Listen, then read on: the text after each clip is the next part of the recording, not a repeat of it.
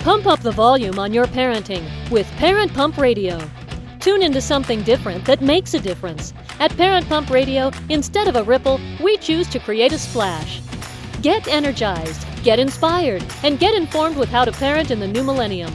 With your host and parent coach super guide, Jacqueline T.D. Huynh. Hi, this is Jacqueline T.D. Huynh. Welcome to Parent Pump Radio.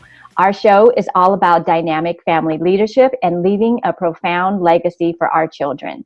This year, we've added family financial freedom as a major topic.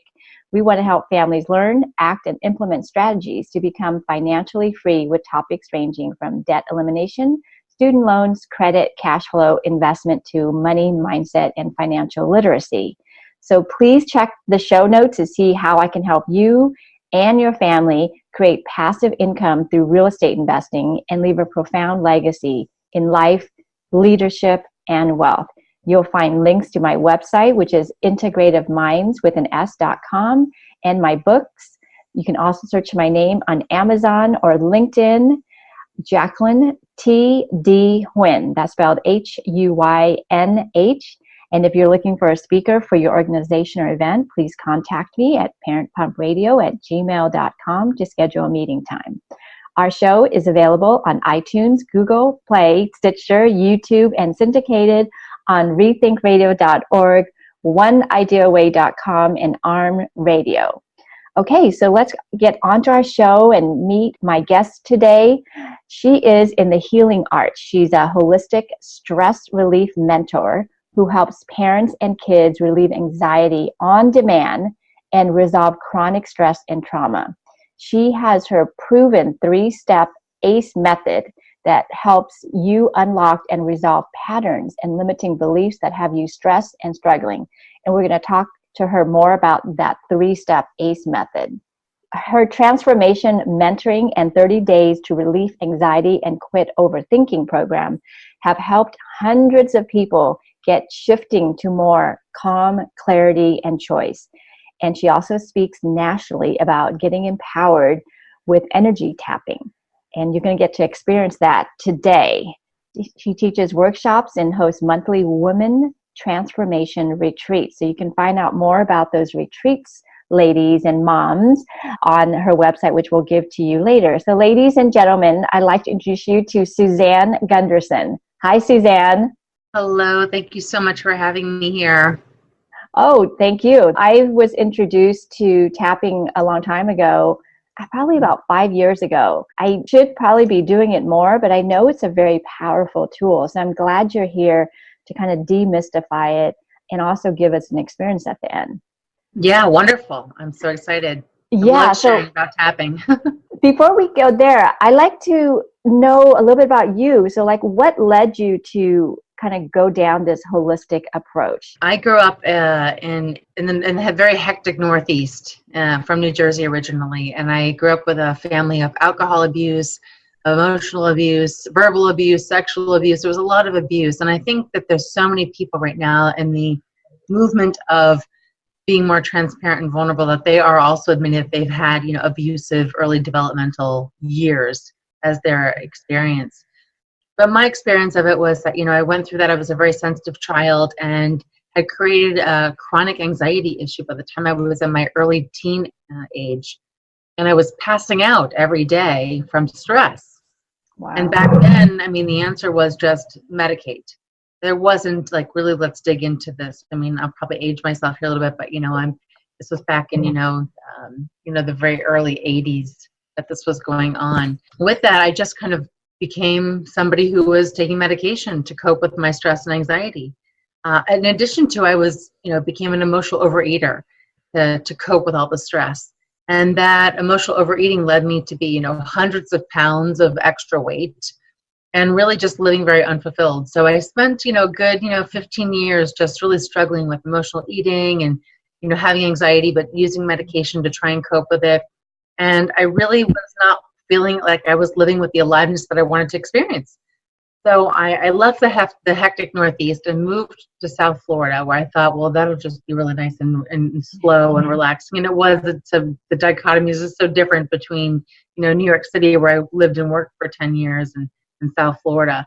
And it was here that I was able to start to slow down in South Florida and be able to look at some other alternative healing modalities. And I found hypnosis and neurolinguistic programming and energy medicine and nervous system regulation therapy. So I found all these amazing approaches that were very natural and in tune with my own body, and started to bring them into my world. And I was able to then, drop the weight, get off of the medication, and be able to really start to live life with confidence and clarity that I was looking for. And that really just, in bringing those tools and techniques into my life is what kind of got me into wanting to share it with other people, to say, hey, you can do this too. If I can do it, you can do it. You don't need to buy anything as a product outside of yourself. You really can transform yourself from the inside out.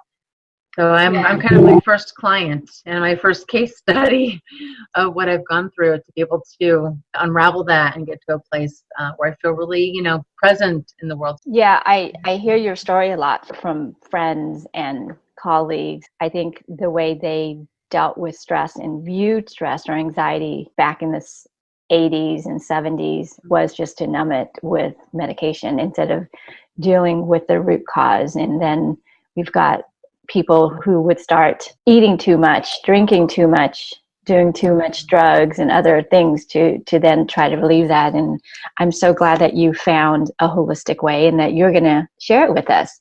Let's talk about stress.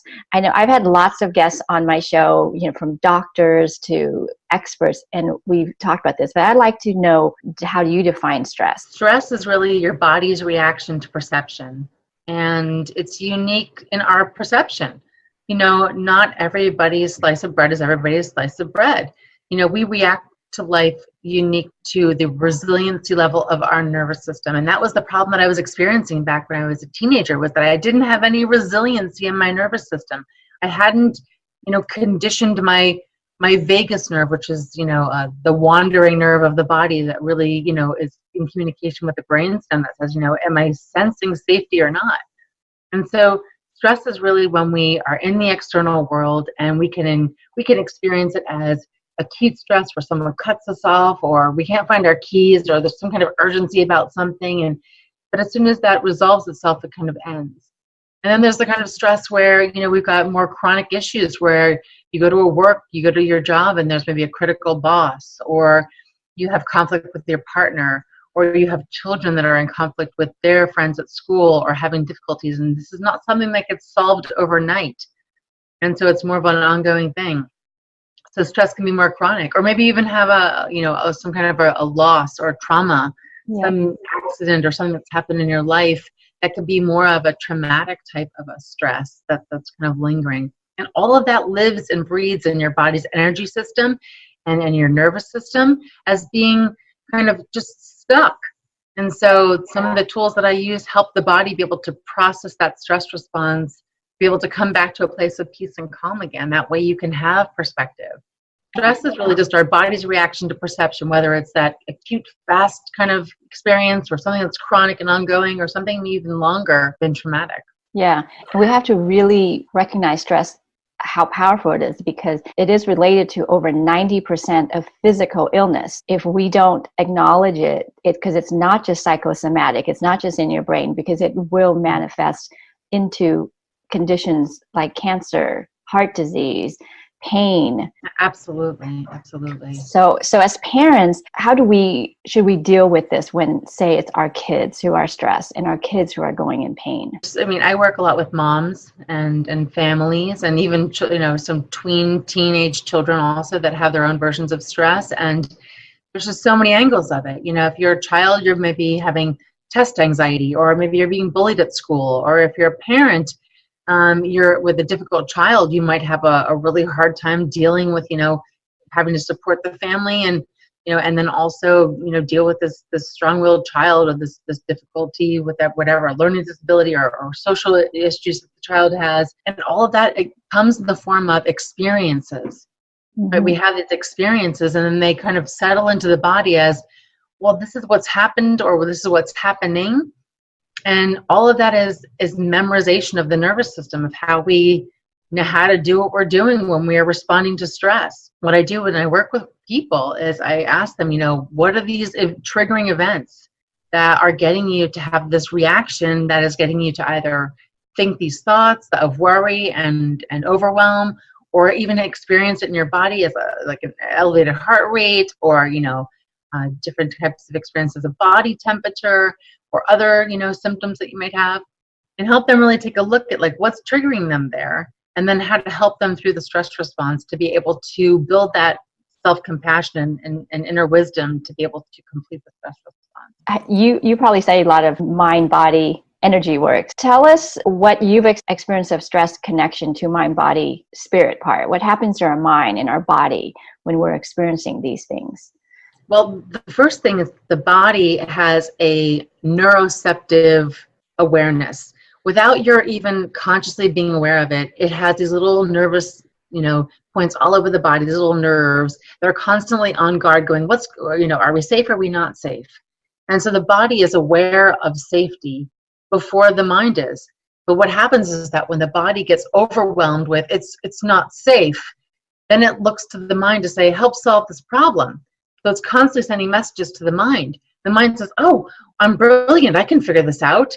But then the mind is not connected to the body in a way that's regulated, in a way that's kind of connected for your heartbeat and your mind's brain neuron processes to be connected in a way that you're actually productively working through your stress response. And this is why we have people who tend to be overthinkers, because the body just is so overwhelmed, it doesn't know how to calm down. Yeah. And so we go up to the mind.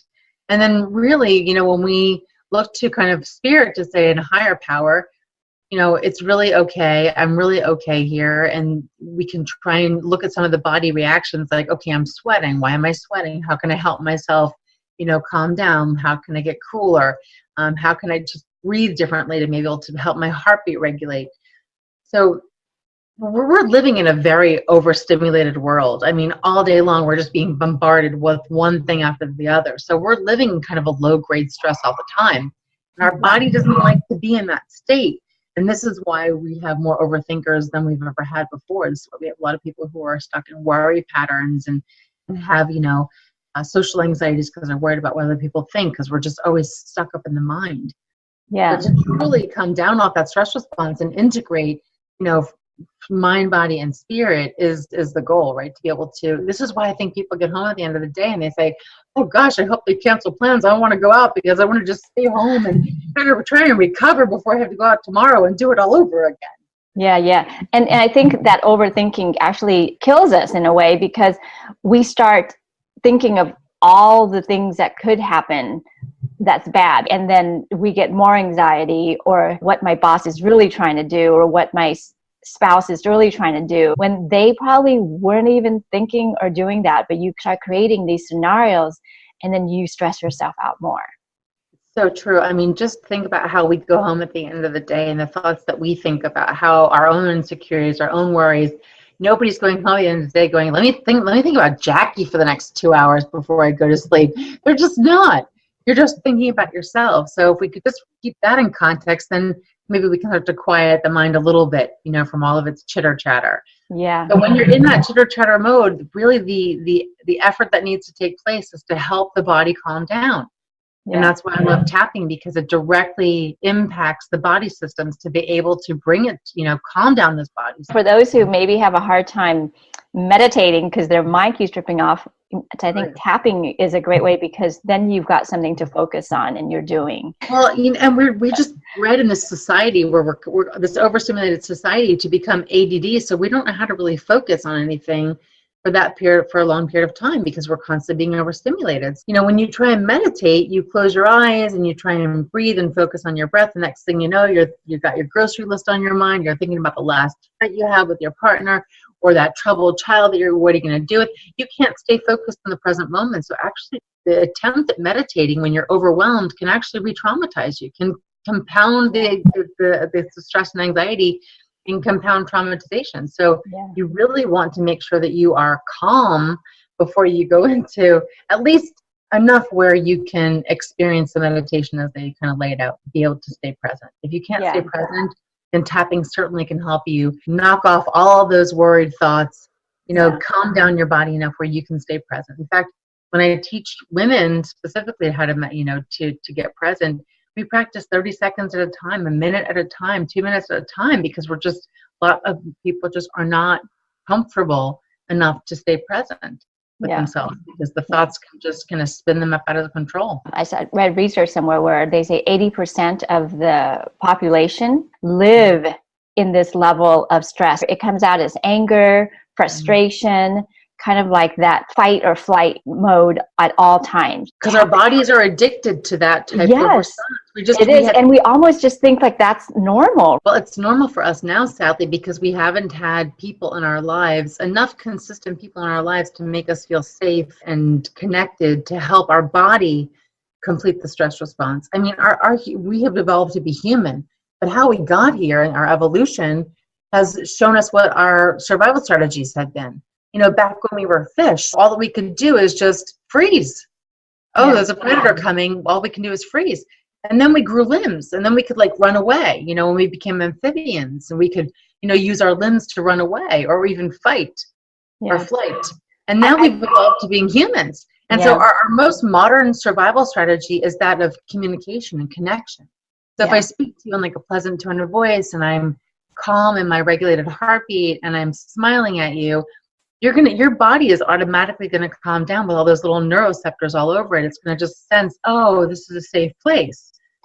But if you look to me in a time of, you know, your perceived crisis or stress, and I'm preoccupied, or I don't give you the reaction that you need to help your body calm down, your body will automatically go back to the more ancient survival strategies like fight or flight or freeze.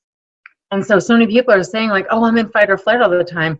Well, that just shows us that we are so much used to being in that angry mobilization energy, as opposed to having the people around us that where we have the safety cues that help our body to calm down.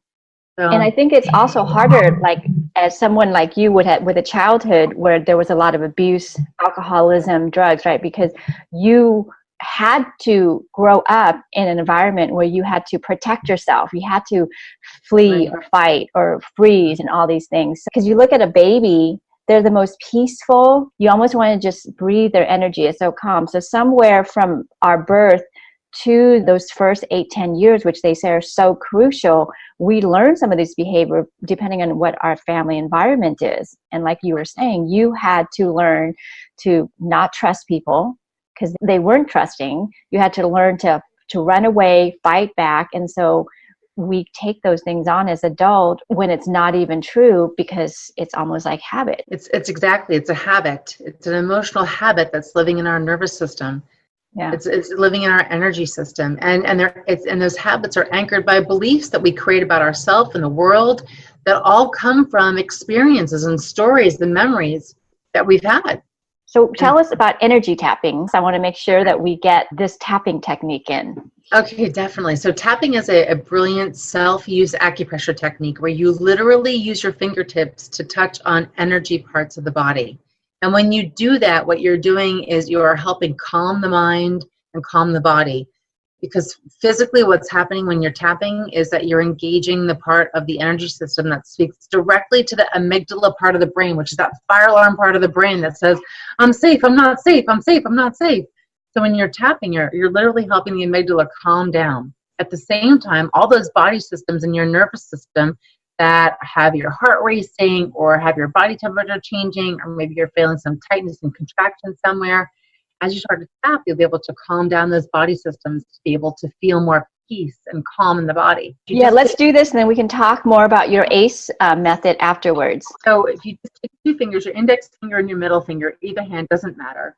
And the first point, the energy point, is between your eyebrows. So if you glue your eyebrows together, just take your 2 top of your fingertips and just start tapping between your eyebrows. This is the bladder meridian, and it represents emotional trauma. And then if you take both hands, your index finger and your third finger, and just start tapping on the side of the eye by your temple, this is the gallbladder meridian that represents anger.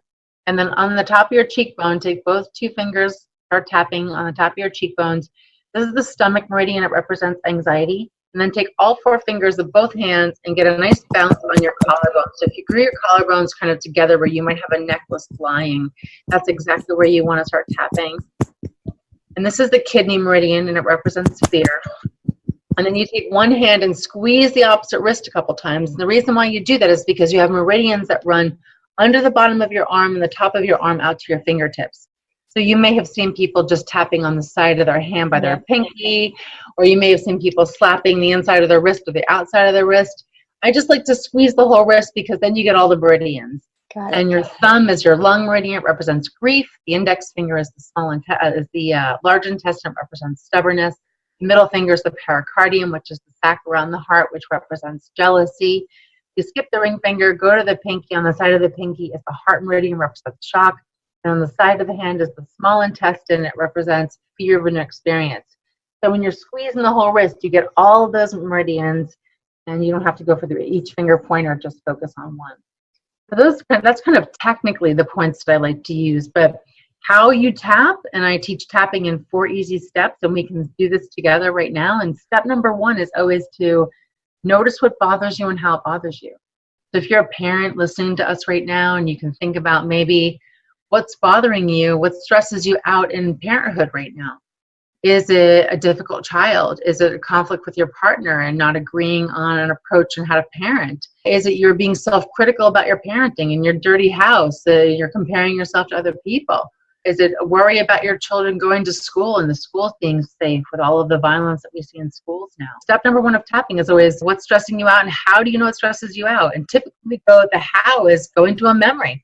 Oh, well, this happened, and I remember that this happened. So go to that memory right now and notice what it looks like, it sounds like, it feels like. And then just fill your whole body's experience with that memory. And step number 2 of tapping is to give it an intensity number on a scale of 0 to 10. If 0 means it doesn't bother you, and 10 is it really bothers you, what number would you give this memory, this experience of stress? And try and find something that's higher than a 6. Step number 3 of tapping is to go to the part that stands out the most, the part where you say, oh, this is the part that I really just can't seem to get past, whether it's something that someone said to you or that they looked at you or something that you said or that you heard, whatever happened. Maybe it's even just a sensation in the body where you go, every time I think about my child in that way, I want to just I get stomach ache or a headache comes on. Whatever your symptom is, just notice it. That's step number 3 of tapping. And then step number 4 of tapping is we're going to tap. We're going to tap on those tapping points that we just talked about. So hopefully, if you've been following along, go to that memory in step 1. What were you thinking about that's triggering you to feel stress? Step number 2, give it an intensity number on a scale of 0 to 10. Step number 3, go to the part that stands out the most, the part that you're just like, oh, I don't want to think about that part. Because we want to go to the part, we have to press on the pain just a little bit to get to the root of it. And then step number 4, is take your 2 fingers, either hand, index finger, middle finger, and just start tapping between your eyes. And repeat out loud and say, this stressful thing. This stressful thing. It's so stressful. It's so stressful. It triggers me. It triggers me. I know it so well. I know it so well. I know what it looks like. I know what it looks like. What it sounds like. What it sounds like. What it feels like. What it feels like. It's a pattern in my body. It's a pattern in my body. That I have never forgotten. That I have never forgotten. And it's really stressful. It's really stressful. And then tap on the side of the eye, and you can use both hands, one hand, and say out loud, this stressful event. This stressful event. It's all over with. It's all over with. I'm willing to let it go. I'm willing to let it go. No matter where it came from. No matter where it came from. Or what it means. Or what it means. I'm helping my body calm down now. I'm helping my body calm down now. And tap under your eye this stressful experience. This stressful experience. Everyone that was involved. Everyone that was involved. What they said. What they said. What they did. What they did. What they didn't say. What they didn't say. What they didn't do. What they didn't do. I just let it all go. I just let it all go. And tap on your collarbones. This stressful thing. This stressful thing. How I feel it in my body. How I feel it in my body. Where it's been living in my body. Where it's been living in my body. I just let it go. I just let it go. It's safe to let it go. It's safe to let it go. I deserve to let it go. I deserve to let it go. And I'm willing to let it go. And I'm willing to let it go. And then take one hand and squeeze the opposite wrist a couple of times and take a nice easy breath. Blow it out. Say the word clear. Clear. Now in your mind, I invite you to go think of something just really easy and comfortable. Something that feels nice. Maybe it's somebody who smiled at you, or maybe it's a song that you like to listen to. Something that helps you just feel relaxed. Maybe it was your last vacation and remembering experience that you had. Maybe it was a phone call that you got recently that made you feel good. Just go to something that makes you feel good and try and make that a 10 on a scale of 0 to 10. And then take your 2 fingers again, start tapping between your eyes and say, this is who I truly am. This is who I truly am. Side of the eye, start tapping naturally and easily. Naturally and easily. And then tap under your eye. This wonderful feeling. This wonderful feeling is inside of me. is inside of me. I create it. I created. Like I create all things. Like I create all things. And then tap on your collarbones, and I like this thing. And I like this thing. It feels really good. It feels really good. I can have it anytime I want. I can have it anytime I want. And then grab your wrist and squeeze it a couple of times. Take a nice breath. Blow it out. Say the word peace. Peace. And I invite you to go back to the thing that was stressing you out before and notice what's shifted. When you're tapping, you might have an experience of feeling a little tingly sensation. You might take a yawn or a spontaneous breath, or your body just might start to feel like, oh, calm, this is nice. Oh, I'm relaxed. So those might be some symptoms that you experience in terms of shifting the energy from what was stressing you to now coming kind of out of the tornado, I call it. Okay, awesome. Thank you so much. We are actually out of time, but I want to let the listeners know that this video is also on YouTube, our channel, Parent Pump Radio. So if you are listening now and you want to see what was done here, please go on our YouTube channel and you can find out how to do that. If you want to know more about Suzanne, she is actually offering a private coaching session with her. You can go on her webpage, transformedconnections.com. You can also go to her Facebook page called Empower Tapping Revolution to follow her. All these stuff is going to be in the show notes. Please go there. Give us a quote, one of your favorite quotes. Sure. One of my favorite quotes of all time is always, be kinder than necessary. For everyone that you meet is fighting some type of a battle. We're living in very transformative times right now where everyone is really feeling their subconscious programming that's creating a lot of stress in their life. And everyone's going through some type of a transformation. So I always encourage people just to smile at each other, just give each other permission to relax and calm down just a little bit. That's a great, great, great one. Thank you so much, Suzanne. And listeners, until next time, always be learning and always be growing. Thank you so much for joining us today. Go to parentpumpradio.com and click on the pink box on the top of our homepage to listen to our new and archived shows. To be instantly notified of new episodes, subscribe to our RSS feed. The RSS feed button is located at the top of the page where all our shows are featured. And after listening to the show, go to parentpumpradio.com or our Facebook page to leave your comments, questions, and topic suggestions. Until next time, have a wonderful week.